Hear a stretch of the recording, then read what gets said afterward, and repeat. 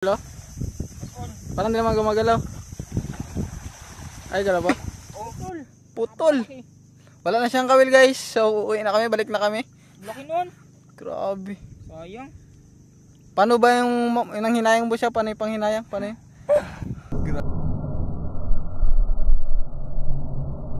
Grabe, kawawa na si Boss Shops. Talagang nang hinayang talaga siya for the content for today's video.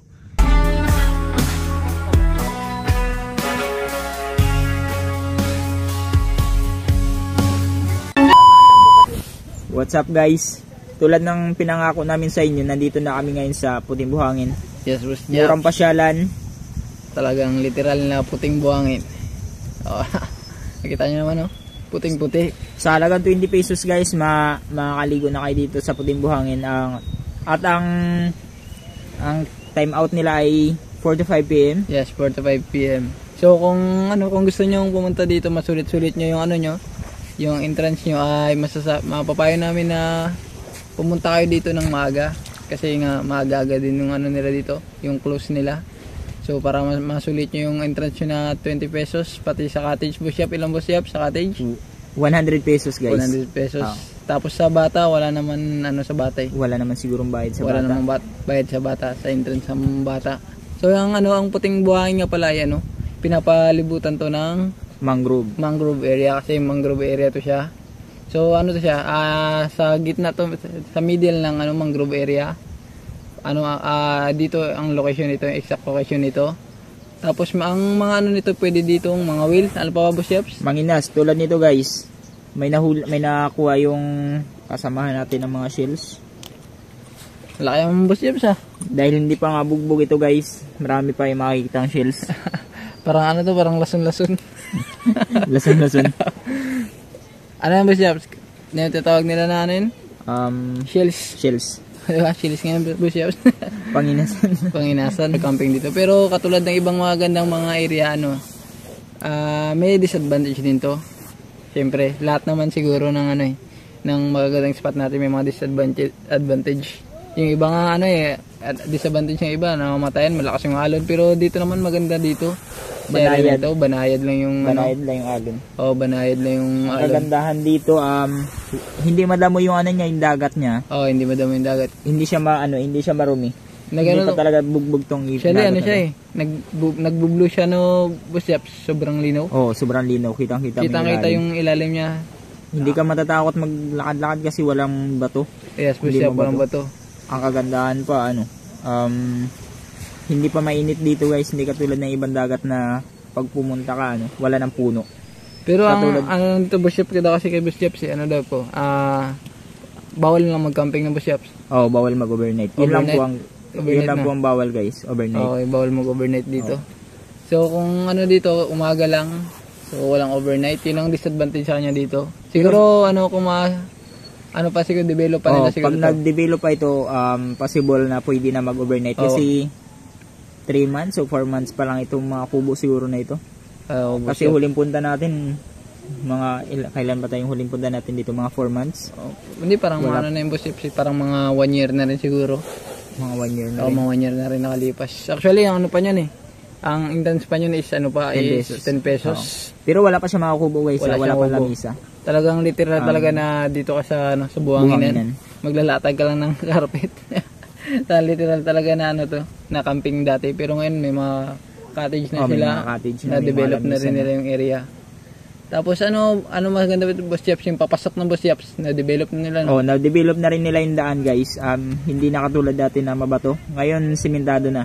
May mga putol-putol lang na daan na hindi pa tapos, pero hindi katulad dati na simula labas rough road talaga. Yes Boss Shops, tama ka dyan Boss Shops. Dati hirap talaga tayo dito Ayo, sobra. Hirap talaga Boss Shops dito dati. Halos bumaba na yung angkas namin sa sobrang lalaki ng bato guys, pero ngayon pwede na guys. Pwede na. Dahil putol na yung yung konti na lang Boss Shops. Konti na lang. Kahit luward yung mga motor nyo dito guys, pwede na. Pasok na rin siya. Actually sa akin, luward sa akin Boss Shops pero nakapasok sa akin. May angkas pa nga ako mabigat Hindi na bumaba. So, di na rin siya sumaya. Hindi na siya pabigat. Pwede na. Boss Shops, mataas yung motor mo Boss Shops. So, hindi ka na Ako medyo nahihirapan lang naman ako. Minsan may kailangan ako iwasan ng bato. Pero ano, all over the world. Tawag din ba siya? Term yan? Yung basta maganda dito. Oh, check naman sa'yo. Ha? Check naman sa'yo. Check naman sa akin. Check naman sa akin lugar na ito. So goods dito, maganda dito. Recommended namin to ni Boss Japs. Recommended to ng Japol Farm. So Ano? Pasyalan natin. pasya na natin. Let's go. Oh, let's go.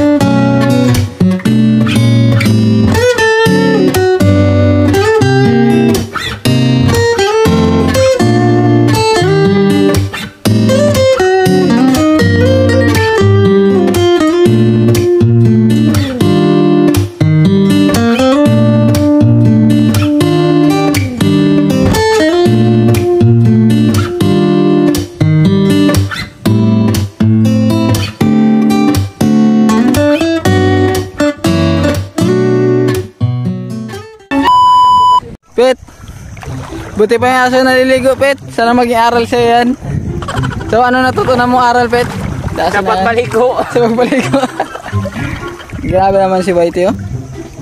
Hello, hi ka Whitey. Whitey, hi ka. Grabe si Whitey. Hindi siya katulad ng ibang aso, guys, na no? Hindi siya katulad ng ibang tao. Hindi siya katulad ng ibang tao. Hindi naliligo. Talaga siya nagkukusa siya. Push up, tuloy natin siya. Push up, nalangan siya sa'yo. Padaanan natin siya. Tingnan natin si Whitey kung paano siya maliligo. Grabe naman, shoutout sa may-ari nito. Ang galing ng pagka-training nito. Hindi siya katulad ng ibang aso, guys. Hindi siya katulad ng ibang tao pala. Naliligo. Tambo siya, parang may sinasabi siya sa'yo. Mukhang mga hunting to si Whitey, ah. Kaya si Whitey pala, guys, ay taga dito sa ano, sa Puting Buhangin. Yan, taga dito yan si Whitey.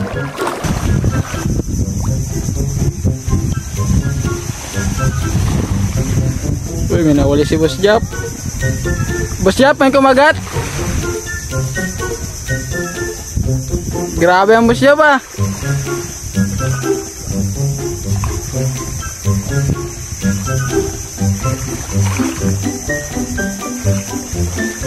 Ano yun, nampas mo yung ulo?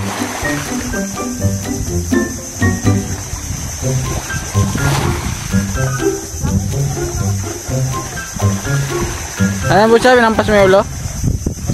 Parang di naman gumagalaw. Ay, galaw pa? Oo. Sikat. Dali mo dun. Grabe si Busya, lupit.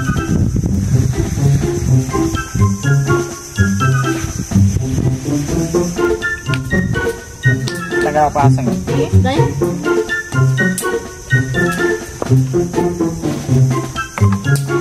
Tanggalan pa ito asang. Yap, may huli. Laki ng huli mo kanina, Busya pa. Grabe, congrats. Chamba. Grabe, congrats, Busya. Paldo, kahit walang parcel. Grabe si Boss Japs. Ito na, Boss Japs. Uy, Grabe. putol. Putol. Wala na siyang kawil, guys. So, uwi na kami. Balik na kami. Laki nun. Grabe. Sayang. Paano ba yung hinayang, Boss Japs? Paano yung panghinayang? Paano yun? Grabe, kawa na si Boss Japs. Talagang nanghinayang talaga siya. For the content, for today's video. Dalawa may kawil ko dito. Grabe si Boss Japs. Matandaan ko sa mali.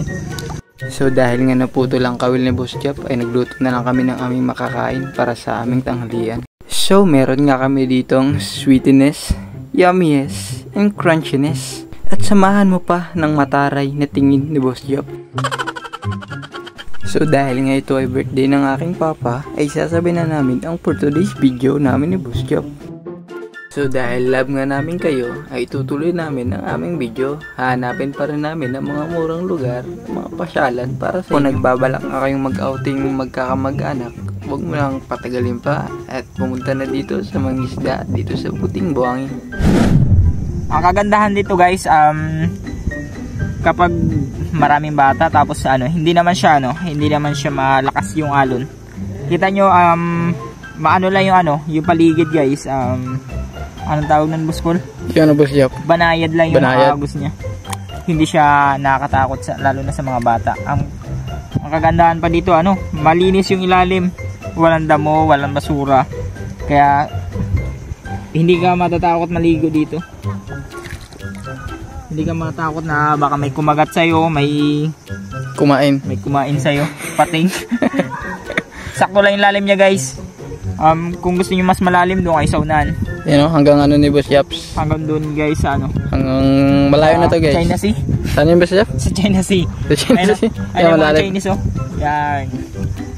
Literal malalim na Boss Yaps. Malalim talaga yan, medyo malayo na Ayun na boss, magano ka na? Maligo ka muna. Lakoy muna to. Sige.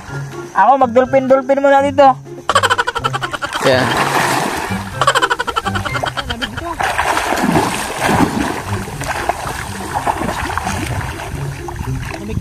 At hanggang dito na lang guys. Ako nga pala si Boss Japs. At ako naman si Boss Paul. And we are Japol's Farm. Woo!